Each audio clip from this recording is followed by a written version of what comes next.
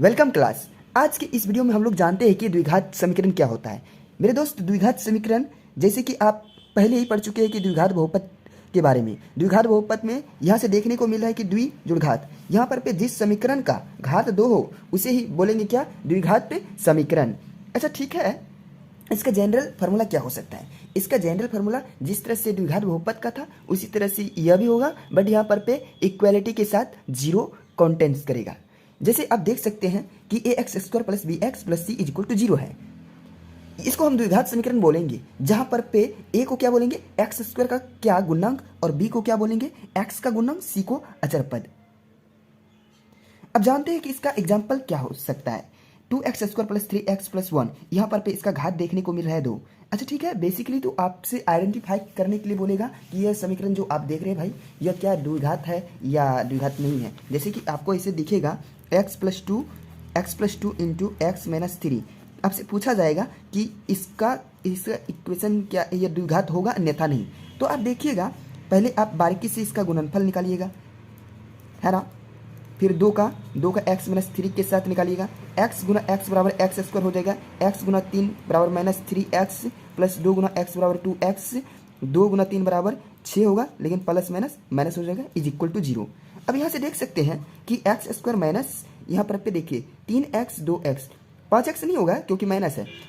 देखिए 3 में से 2 गया तो एक बचेगा, एक एक्स हो जाएगा, तो माइनस 1x, यहाँ पर पे माइनस 6 इज इक्वल टू 0। अब यहाँ पर पे समीकरण को देख सकते हैं, यहाँ पर पे इसका घात जो है ना 2 दिख रहा है, इसलिए इसको क्या बोलेंगे, द्विघात समीकरण बोल सकते हैं। बट कई दफ़ा आपको कई बार ऐसा भी मिलेगा जहाँ पर पे घात 3 आ जाएगा या फिर घात 2 से कम यानी एक घात आ जाएगा, तो उस कंडीशन में आप उस समीकरण को द्विघात समीकरण नहीं कह सकते हैं। जी हाँ दोस्तों, अब जानते हैं इसका क्या कि इसको हम सॉल्व कैसे कर सकते हैं। ठीक है, तो इसका ढेर सारा मेथड से सॉल्व करने का, फर्स्ट ऑफ ऑल यहाँ पर पे मैंने जो दिखाया है कि हल करने का जो विधि होता है गुणनखंड विधि, यह काफ़ी आसान है मेरे दोस्त, क्योंकि गुणनखंड विधि यदि आप गुणनखंड को जानते हैं तो आपके लिए यह द्विघात समीकरण उतना ही आसान है जितना कि 2 + 2 = 4 होता है।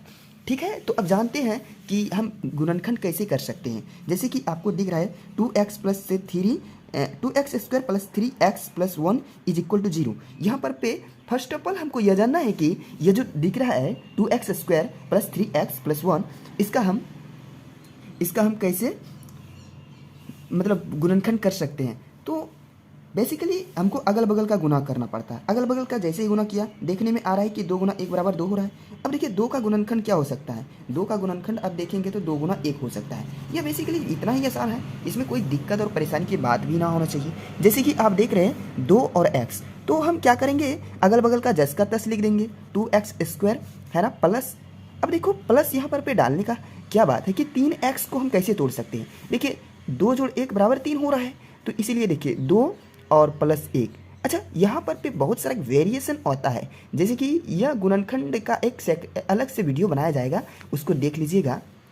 अब देखिए यहाँ पर पे इसमें भी x लगा दे रहा हूँ, इसमें भी x लगा दे, देखिए ये दोनों जोड़ने पर तो बीच का पूर्ण रहा है, और यह गुना करने पर देखिए 1 गुना 2 बराबर 2 हो रहा है, x गुना x बराबर एक्स स्क्वायर। वैसे भी देखिए अगल बगल का गुना और बीच वाला गुना ये सब बराबर हो रहा है, इसको बराबर 0 रख दिया।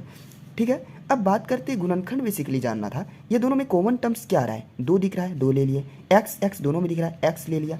फिर अगर बात करें और कुछ बच रहा है नहीं, तो यहाँ पर पे x प्लस 1 को रख दिया और प्लस, फिर देखिए यहाँ पर पे 1 कॉमन आ रहा है, फिर x प्लस, अच्छा यह 1 ले लिए सर जी, फिर 1 काहे लिख देते हैं मेरे भाई, 1 गुना 1 करने पर तो 1 ही आता ना, इसीलिए ऐसा मैंने लिखा, बराबर 0 लिख दिया।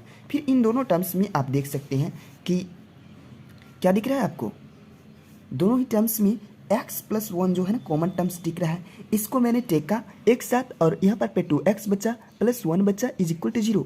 अब यहाँ तक तो पहुँच गया, यह पार्ट्स तो आपका क्लास 9 में ही क्लियर था, बट नाउ अब हम जानते हैं कि इसको इक्वेशन में कैसे सॉल्व कर सकते हैं। देखिए 2 चीज़ का गुणनफल, मान लीजिए 2 संख्याओं का गुणनफल यदि 0 हो रहा है, कोई 2 संख्याओं का गुणनफल यदि 0 हो रहा है, तो यह बात निश्चित तौर पर कहा जा सकता है कि उनमें से एक संख्या 0 हो सकता है। यदि एक संख्या 0 नहीं होगा तो 0 गुणनफल देगा ही नहीं, या फिर दूसरा संख्या 0 हो जाए, या तो दोनों ही संख्या 0 हो जाए, यह कंडीशन हो सकता है। तो मान लेते हैं कि अगर यह पहला टर्म्स यानी x plus one is equal to zero हो जाए, तब क्या होगा एक्स का वैल्यू। तो यहाँ से एक्स का वैल्यू हो जाएगा -1। या फिर मेरे भाई 2x प्लस 1 बराबर भी तो जीरो हो सकता है। तो इस स्थिति में 2x is equal to -1 and x is equal to -1/2 लिख सकते हैं। इस तरह से अपना द्विघात समीकरण को सॉल्व कर सकते हैं गुणनफल विधि के द्वारा। तो जैसे कि मैंने यहाँ पर लिखा है, इसको आप सॉल्व करने का ट्राई करते हैं। तो देखिए इस समीकरण को गुणनखंड विधि से हम कैसे सॉल्व कर सकते हैं। यदि आप गुणनफल नहीं जानते हैं तो गुणनखंड का एक अलग सा वीडियो देख लीजिए। अब हम यहाँ पर पे बना रहे इस सवाल को कैसे बना सकते हैं। जैसे कि 2x² है, लिख दिया मैंने। अब यह देखना है कि 3 गुना 2 बराबर कितना हो रहा है, 6 हो रहा है। 6 मैंने लिखा, अब 6 का गुणनखल लेना है। 2 से 3 आ रहा है ना। 3 2 5 तो आपको डायरेक्टली दिख रहा है, इसलिए प्लस 3x प्लस 2x लिख देना, क्योंकि 3 2 5 हो रहा है, यहाँ भी 5 दिख रहा है। कोई दिक्कत और परेशानी की बात ही नहीं होनी चाहिए। फिर प्लस 3 है तो 3 लिख दिया मैंने, 0। अब करना क्या है, गुणनखंड जैसे कि मैंने बताया। फिर आगे चलना, इम्प्लाइज डेट, यहाँ पर पे दोनों में ही x दिख रहा है और इसका एक अलग सा रखना है। फिर x दोनों में दिख रहा है, x ले लिया। यहाँ पर पे 2x बचा, फिर प्लस 3, इसका काम खत्म हो गया। अब फिर आगे बढ़ते हैं। इन दोनों भी टर्म्स में एक चाहे कॉमन ले या ना ले, डेट इज हुआ कोई फर्क नहीं पड़ता, लेकिन 2x प्लस 3 रह गया, इज इक्वल टू 0 है। अब देखिए यह दो टर्म्स अब यहाँ पर पे दिख रहा है। अब इन दोनों टर्म्स में देखने को मिलेगा कि 2x प्लस 3 एक कॉमन टर्म्स है। अब यहाँ पर पे x बच रहा है, यहाँ पर पे नहीं कुछ दिख रहा है तो एक है, ये है, क्योंकि दिखाई नहीं तो फिर है ना, बराबर 0। अब दो टर्म्स का गुणनफल अगर 0 हो रहा है तो उनमें से एक टर्म्स निश्चित तौर से क्या हो सकता है, 0 हो सकता है। तो देख सकते हैं यहाँ पर पे 2x plus 3 is equal to 0, या फिर दूसरा टर्म्स 0 हो जाए, या फिर दोनों ही एक साथ 0 हो जाए। इसमें कोई रुकावट की बात नहीं है। तो चलिए अब आगे बढ़ते हैं इस सवाल को लेकर के। तो देखिए 2x बराबर -3 यहाँ पर लगा देना है, एम्प्लाइज दैट तो x इज इक्वल टू, यह 2 से क्या हो रहा है, भागा हो रहा है, गुना हो रहा है, तो उस पार में जा करके क्या हो जाएगा, भागा हो जाएगा। ठीक उसी प्रकार से यहाँ पर पे इम्प्लाइज दैट लिख करके x इज इक्वल टू -1 हो जाएगा। यह अपना इक्वेशन का सॉल्यूशन मिल गया। तो इसको बहुत ही अच्छे तरह से आप बना सकते हैं। अच्छा ठीक है, आपके लिए मैं एक छोटा सा क्वेश्चन दे रहा हूँ, जैसे कि आप देख सकते हैं। जैसे कि अगर रहेगा 2x² है ना -x प्लस 1, इसको हम कैसे सॉल्व कर सकते हैं। अच्छा, इसको सॉल्व करने के लिए आप सॉल्व कीजिएगा, यदि ना हो तो कमेंट्स में लिखिएगा, हम पूरा ही इसके लिए वीडियो एक्सेक्टेड बना देंगे। ठीक है, उसी सवाल को बनाने के एक नायाब सा तरीका है कि पूर्ण वर्ग बनाने की विधि से। इस मेथड्स को जानने से पहले आपको 2 सूत्र तो बेसिकली याद रखना पड़ेगा। जैसे कि होता है क्या है कि a प्लस बी के होल स्क्वायर का सूत्र यदि जानते हैं तो आप बोलिए क्या होता है, a² प्लस b² प्लस, है ना, b² प्लस 2ab होता है। या फिर इसी को लिखता है बच्चा लोग a² plus 2ab plus b², सब लोग लिखते हैं, बच्चा लोग ही नहीं। या फिर इतना बराबर इसी को इधर से लिख देते हैं a प्लस बी का होल स्क्वायर। इसी में नेगेटिव में आप जानते हैं सिर्फ यहाँ पर पे माइनस का चिन्ह लग जाता है, इसमें कोई दिक्कत और परेशानी की बात नहीं होनी चाहिए। चलिए अब इसको बनाते हैं। पूर्ण वर्ग बनाने की विधि से किसी भी सवाल को हम कैसे सॉल्व कर सकते हैं। फर्स्ट ऑफ ऑल देखिए x² के सामने जो चीज़ दिख रहा है ना, गुणांक, उसको यहाँ से क्या करना है, हटाना है। इसको हटाने के लिए फर्स्ट ऑफ ऑल तो हमको क्या करना पड़ेगा, अच्छा 2 दिख रहा है ऊपर, तो 2 से भागा देने पर काम चल जाएगा। तो इसीलिए एक तरफ भागा नहीं दे सकते, दोनों तरफ ही भागा देना है। अच्छा, दोनों तरफ 2 से भागा देने पर क्या बोले, दोनों तरफ 2 से क्या करने पर, भाग देने पर, ठीक है ना। जैसे ही भाग देंगे तो इसमें कोई तकलीफ और दिक्कत नहीं होना चाहिए। जैसे कि 2x²/2 दिख रहा है और 5x, अच्छा मैं लिख सकता था टोटली दे करके, लेकिन एक एक टर्म्स में दे दिया, कोई दिक्कत और परेशानी की बात नहीं होनी चाहिए। 0/2 लिख दिया, इसमें कोई दिक्कत नहीं होगा। अब 2 से 2 कैंसिल आउट हो जाएगा, क्योंकि मैं चाहता भी वही था कि वो कैंसिल आउट हो जाए। यहाँ पर पे x² दिख रहा है, प्लस यहाँ पर पे 5x/2 दिख रहा है, और प्लस में 3/2 दिख रहा है, इज इक्वल टू 0 दिख रहा है। अच्छा ठीक है, कि यहाँ पर पे जो आपको x² दिख रहा है, इसको चाहो तो इस रूप में लिख सकते हैं x²। हम चाहते हैं यहाँ पर पे a² की फॉर्म में लिखना, चलो a² हो गया। अब जानते हैं यहाँ से a तो आ गया, प्लस अब 2ab कैसे आए, है ना। 2ab के लिए चलो यहाँ से 2 लिख दिया, a की जगह में क्या रखेंगे, x रखेंगे, x। अब b की जगह में क्या रख सकते हैं, अच्छा इस टर्म से इस टर्म को कोरिलेट करना है। मैं चाहता हूँ कि यह 5x/2 है, इसको मैं लिखना चाहता हूँ 2x के फॉर्म में एक अलग से। अच्छा 2x से भागा भी दे रहा हूँ, और यहाँ पर पे क्या है, 5x/2 है, इस टर्म को इसके साथ क्या करना है, कंबाइन कर देना है। अब यहाँ से देख सकते हो कि 2x तो अलग हो गया, 5x/2x इंटू 2 जो दिख रहा है, x से x कैंसिल आउट हो गया। अब यहाँ से देख सकते हो 2x इंटू देखिए 5/4 दिख रहा है आपको, ये टर्म्स आ जाएगा यहाँ पर पे 5/4 है ना।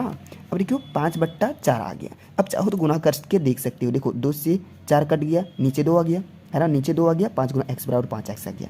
तो देखिए अगर 2x बाहर लिखे तो यहाँ वाला टर्म्स में 2x से भागा दे देंगे कहीं अलग जगह में। भागा कैसे देंगे, निचवा में लिख के और में लिख के भागा लग जाएगा।